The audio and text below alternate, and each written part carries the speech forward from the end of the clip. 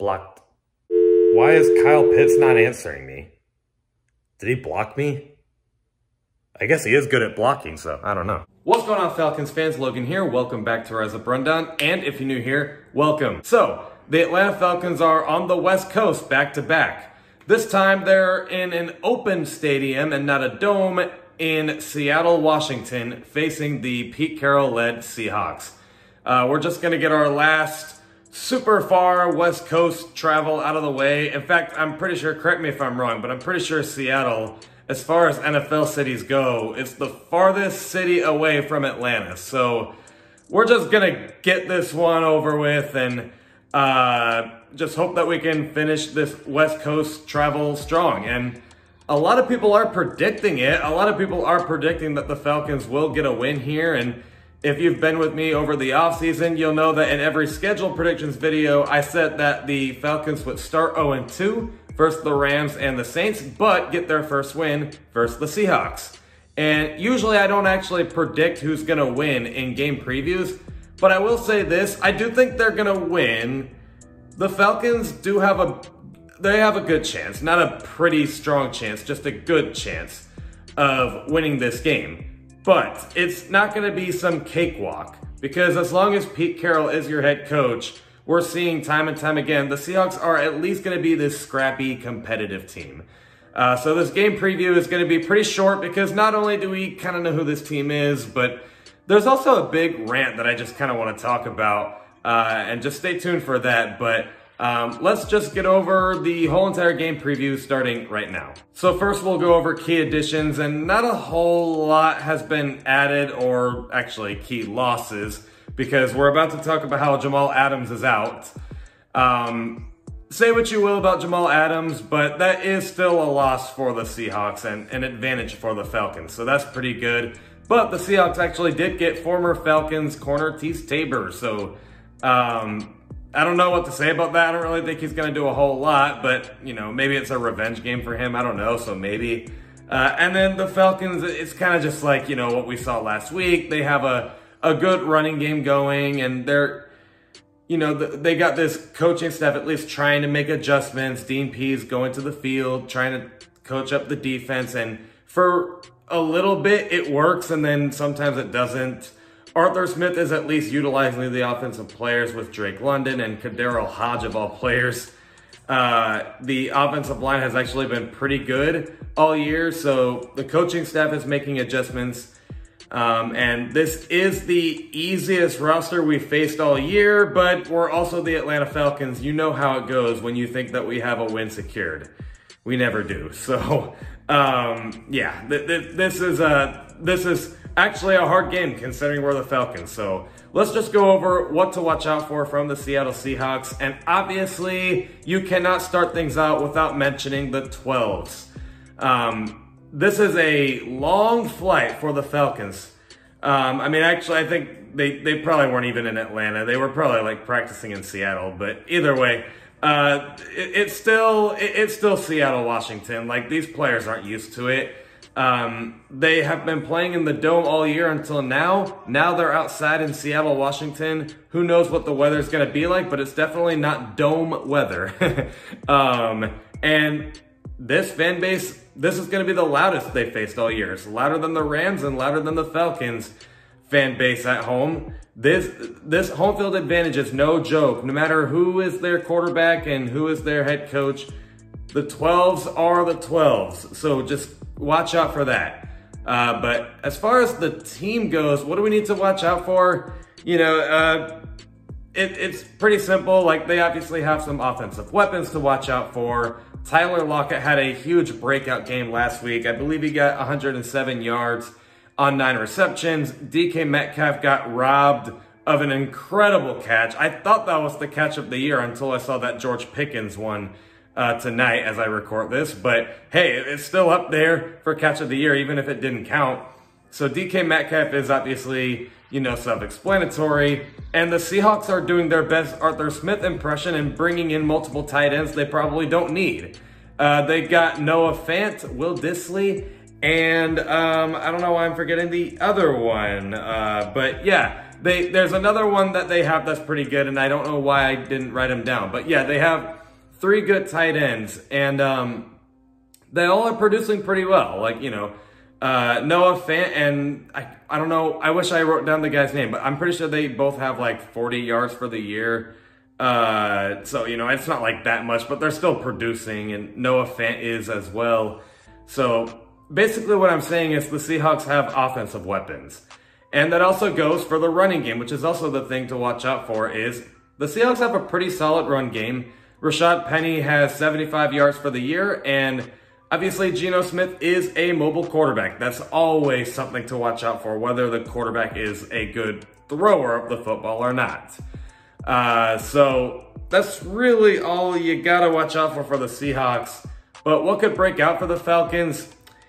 I have to be careful with the way I say this, but when I say the whole entire offense could break out, I don't mean that as in, you know, they're going to be like the week 2 Dolphins versus the Ravens, where it's like, oh my gosh, they stole the show good. It's kind of just like, you'll walk away and think, yeah, this offense did pretty good.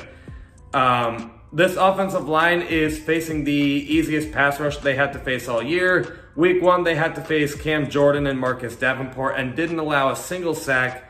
Last week, they faced Aaron Donald and the Rams, and I probably overrated how good they played last week. Like, they still let up, I think, a sack or 2, and then I think like 6 QB hits. So that's actually not as good as I remember it. But I also remember there were some pretty good moments from that offensive line.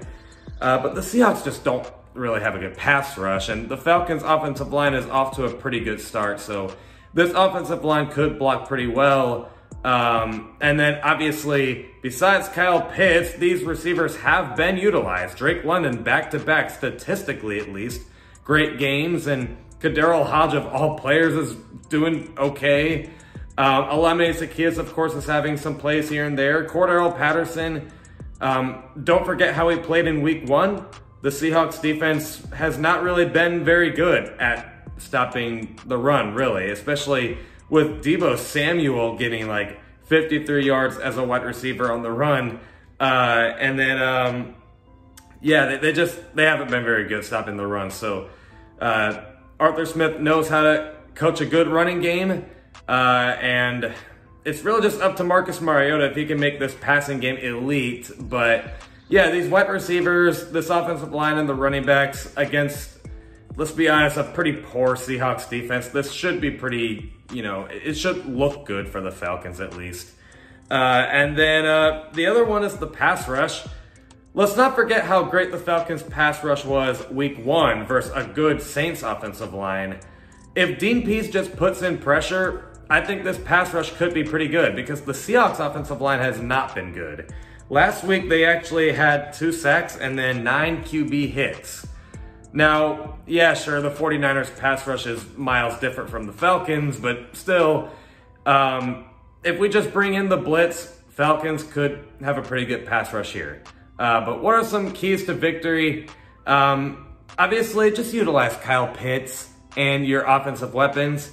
Just get a passing game going for once, because we know this running game is probably going to be good with Marcus Mariota running the ball. Maybe if Desmond Ridder comes in, he can run the ball as well. But and then obviously Cordarrelle Patterson.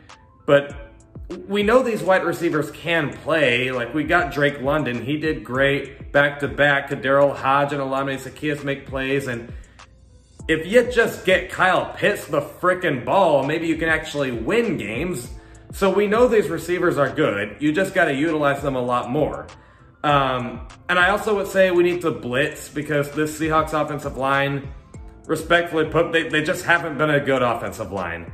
And this Falcons team, whenever they blitz, well, they usually get 4 or more sacks like we saw versus the Saints. So I don't know, maybe blitz a little more, Dean Pease.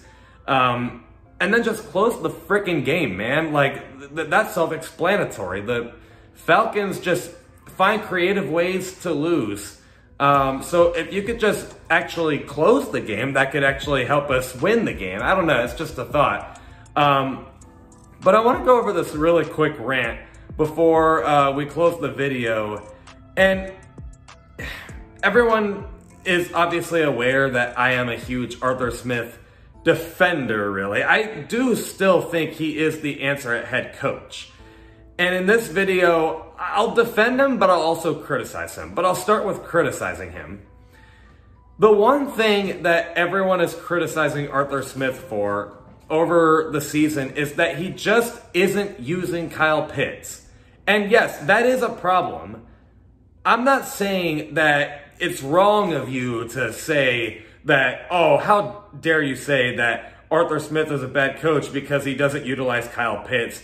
That is a problem. Why would you draft the highest tight end, you know, like the highest tight end drafted ever and just not use him? Like, what? Why? What's the point? You know what this feels like?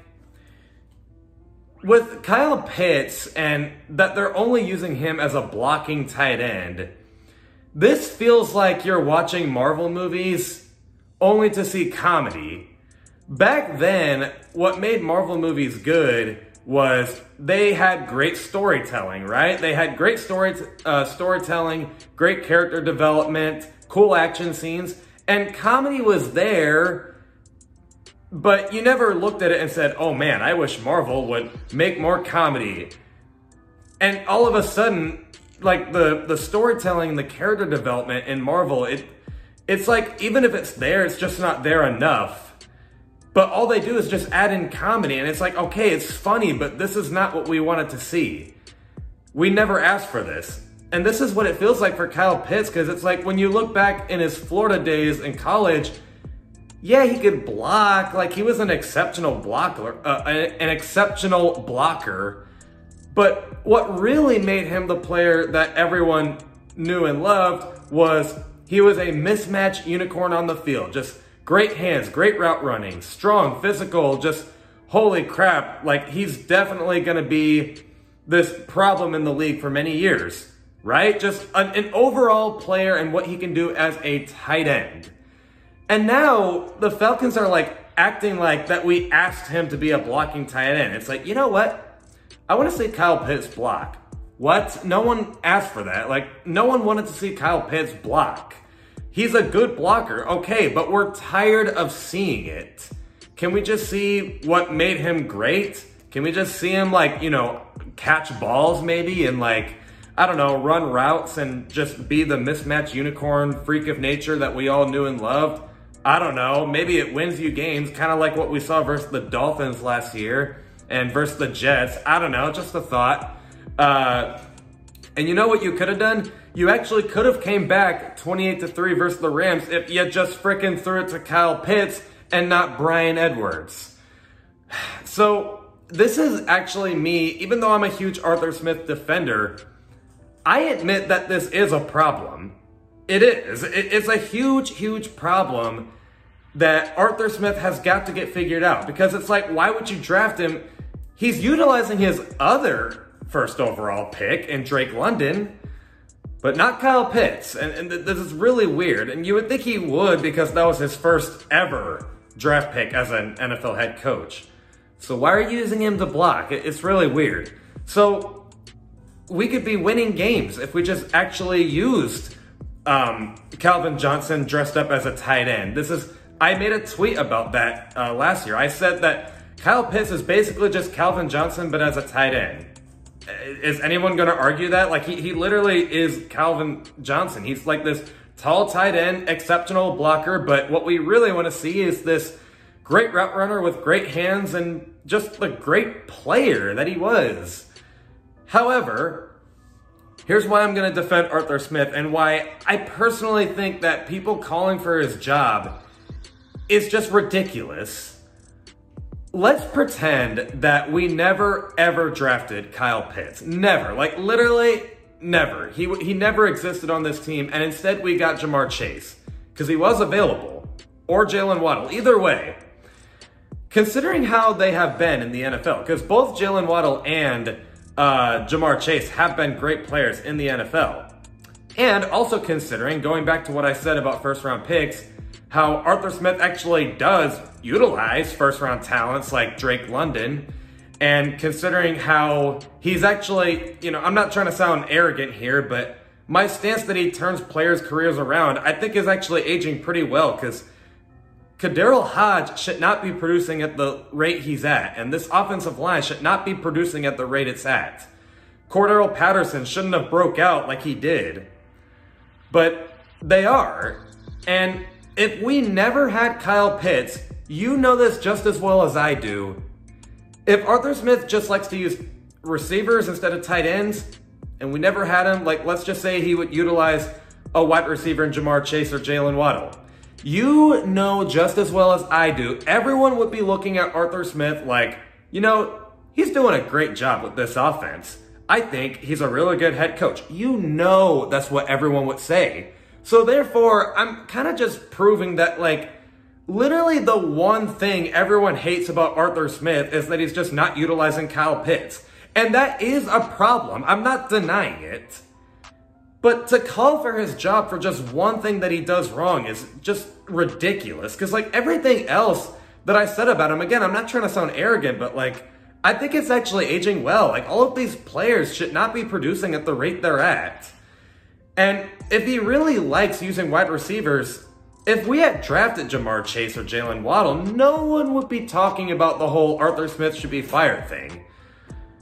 And technically, it wasn't really his choice to get Kyle Pitts anyway. It was more Terry Fontenot, if you think about it. But, yeah, like, I just wanted to say that. And then another complaint that is also stupid is, oh, you know, like, he's just this, pardon my French, but he's a dick to the media.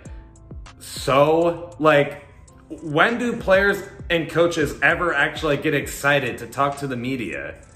Ever. Like, it baffles me that people actually take seriously what coaches and players say to the media. I don't. Like, I know they don't actually want to talk to them. And didn't we just see Tua, like, the week before the Ravens game, he was made fun of in the press because he said this whole, like, oh, if I can't see the wide receiver, then, you know, get open because I can't see you. And everyone was like, oh, man, I don't know about Tua, blah, blah, blah. And then the game after that is when he broke out, and then I think he won AFC Player of the Week. So that's just proof that, like, you know, whatever they say to the media, it's like, do you actually take this seriously? Like, I don't care what they say to the media. Just, like, actually produce on the field is all I care about. Now, you know, do you have to be this, like, you know, asshole, like, every second? No, but it's just like, come on. Like, do you really think they actually want to talk to the media? I don't. So calling for Arthur Smith's job, to me, is just dumb just because of how he talks to the media, and then simply because he's not utilizing Kyle Pitts. Like, look at every other thing he's done. Like, this team, if we had Dan Quinn at head coach, you know just as well as I do, they would not be competitive right now. Under Dan Quinn, we stood no chance early in the season.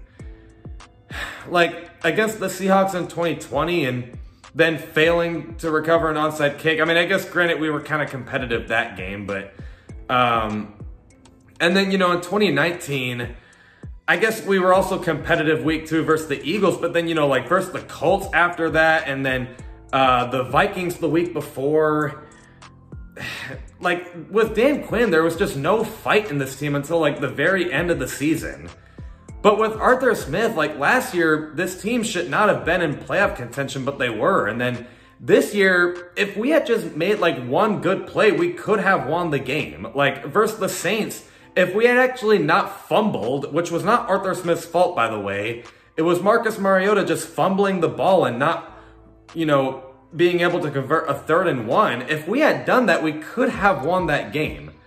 Marcus Mariota, for some reason, throwing to Bryan Edwards versus the Rams, causing the Rams to get an interception. Maybe it was a bad play call from Arthur Smith, but it's definitely not Arthur Smith's fault to throw to Bryan Edwards versus Jalen Ramsey instead of Kyle Pitts. Like, we could have won those games.